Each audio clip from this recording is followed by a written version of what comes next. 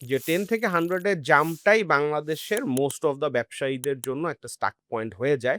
এখানে ব্যবসার অনেক ধরন আছে যে ব্যবসা হয়তো ধরেন মাসে ২, ৪, ৳৫,০০,০০০ ব্যবসা করে কেউ। আবার কেউ করে হচ্ছে গিয়ে ধরেন ৳১,০০,০০,০০০। হুম। হ্যাঁ, এখন কেউ হয়তো ৳২, ৳২.৫ করে। তারপর হচ্ছে গিয়ে নেক্সট জাম্প যে লাইক ১০, ২০, ৩০, ৪০, ৳৫০,০০,০০,০০০ মাসে রেভিনিউ এইটা কিভাবে করব?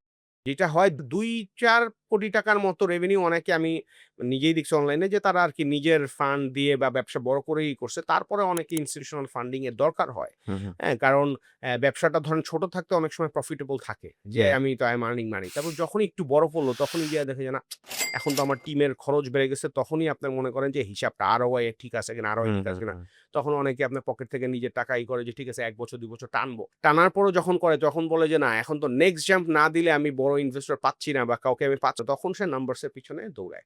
তখনই একটু সবচেয়ে ক্রুশিয়াল একটা জিনিস যে আপনার অনেক সময় মিসগাইডেড হয়ে যায় বা বুঝতে পারে না হুম, ফাউন্ডাররা তখন একটা সমস্যার মধ্যে হুম। পড়ে।